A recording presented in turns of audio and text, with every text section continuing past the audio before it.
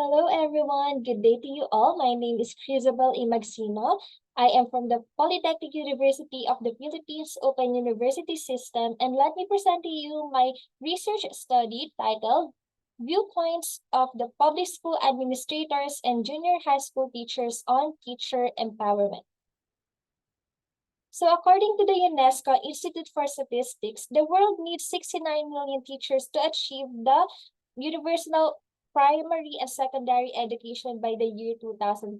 So in line with this, they wanted to ensure that teachers and educators are empowered, adequately recruited, well-trained, professionally qualified, motivated, and supported within well-resourced, efficient, and effectively governed systems. So in line with that, teacher empowerment is a critical factor in educational development. So as they define it, an empowered teacher is someone who has access to high-quality training programs, ongoing professional development opportunities, and professional autonomy on how they promote efficient and equitable education. So as the world transitions to the post-COVID new normal, a study conducted in 2022 showed that the levels of stress and burnout among teachers have significantly increased. So while adequate work conditions are helpful, teachers also have the need to be empowered in their job. So given that the public school teachers in the Philippines are chronically overworked, teachers of different divisions every now and then complains of overwhelming demands for output, sudden system or deadline changes, late salaries, unsupportive and abusive superiors, and basically lacks work-life balance. And these complaints are often unmet with feedback which results to most professionals' preference to pursue teaching opportunities abroad instead. So in light with this, I conducted a study titled Viewpoints of Public School Administrators and Junior High School Teachers on Teacher Empowerment, which answered the questions, the profile of the respondents in terms of their age, their sex, their highest educational attainment, their position in school, and the numbers of years in service. Then their level of agreement on the teacher empowerment in terms of the 6 dimensions of decision-making, professional growth, status, self-efficacy, autonomy, and impact. The third would be there's the significant difference on the level of agreement on teacher empowerment when grouped according to the profile of the teacher respondents and school administrator respondents, and that is there a significant difference in the level of agreement on teacher empowerment between the two groups of respondents. So the null hypothesis for this would be number one, there is no significant difference on the level of agreement on teacher empowerment when grouped according to the profile, and there is no significant difference in the level of agreement on teacher empowerment between the two group of respondents. So the sample size of the teacher respondents needed from the schools was determined with the use of percentage. So the systematic random sampling was also employed to select the representative. So out of the 16 public junior high school in the city of Tanawan, Batangas, with the total of 16 administrators and 559 junior high school teachers, the study focused on the 7 junior high schools from the East District. So the respondents of this research study consisted of 154 LPTs, or licensed professional teachers, aged between 21 to 60. Specifically, they are 7 school administrators and 147 teachers. So the research instrument is a researcher-adapted questionnaire model from the School Participant Empowerment Scale by Short and Reinhardt. So instrument modification and validation in the study is imperative to enable more accurate and meaningful instrument for the Filipino culture and education system. So it was also please validated by master teachers, and the findings are as follows. So for the first one, would be that the majority of the respondents were female, 78%, and the rest are male respondents. So for the second one, most of the respondents are females aged 26 to 30, female teachers. In terms of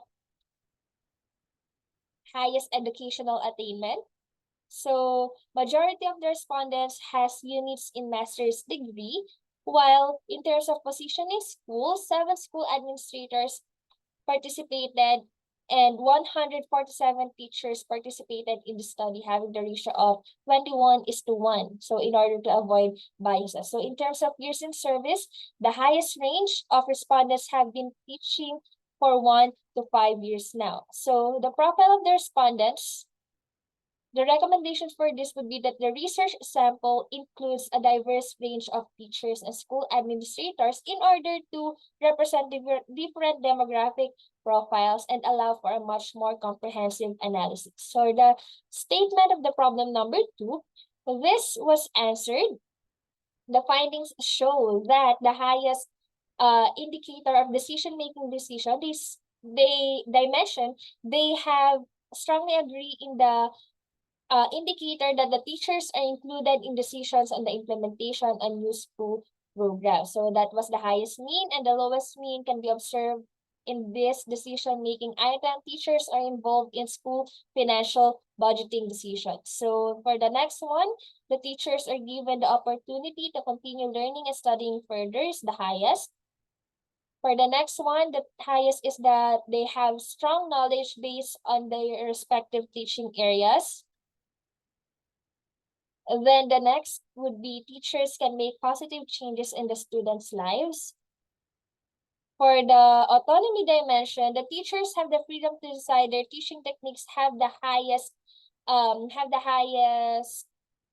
obtained means. So the lowest also came from this dimension, the autonomy dimension. The teachers can decide on the curriculum of their own, the 2.75 obtained means. So and the last one would be the impact dimension. So the teacher's presence and involvement have a positive effect on the school. So it has 3.88 weighted means. So that they believe that the presence and involvement of the teachers in schools are what makes a school. So as for the recommendation for all of this, the level of agreement with the teacher empowerment dimensions were deemed mostly positive. So the schools may just focus on empowering teachers to play a more active role in budgeting, controlling their teaching schedules, and curriculum decisions. So for the statement of the problem number 3, so in terms of sex, the significant difference was found with the teacher respondents' professional growth and for the school administrators' self-efficacy and impact dimensions.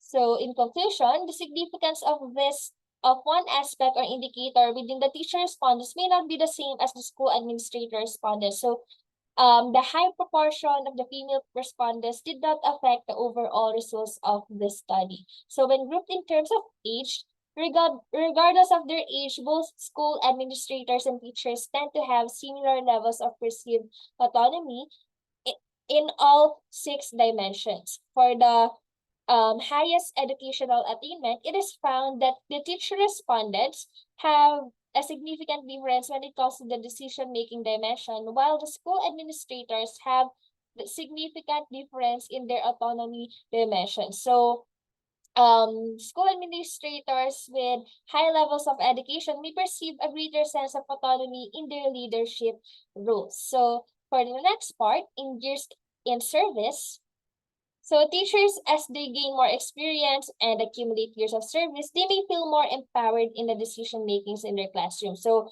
regardless of the number of years that they have served as administrators, they tend to have similar levels of perceived empowerment. So for the recommendation, providing professional development opportunities which focuses on enhancing teachers' autonomy will be contributing to enhancing empowerment and job satisfaction across all levels of education. And for the SOP number 4, this was answered.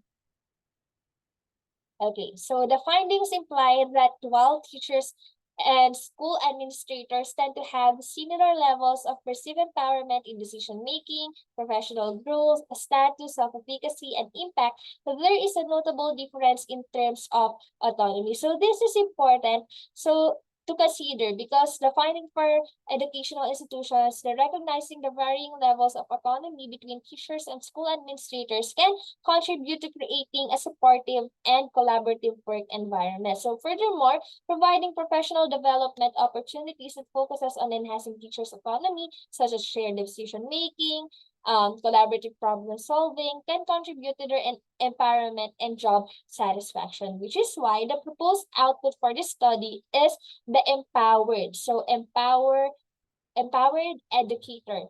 Emerging to one, empowered, fostering autonomy for teachers. So this is a program designed to help teachers reach their full potential by supporting and empowering them, as they are essential in shaping the future of our children. So here are the objectives. So some of it is to foster an innovative and creative culture, cultivate distributed leadership, strengthen teacher-student relationships, and provide teachers the freedom to make decisions, which are all based from the weaknesses found in the study. So the objectives, the activities, the time frame, and the expected outputs were also included. So that would be all. Thank you and God bless. That's all for my presentation. Thank you.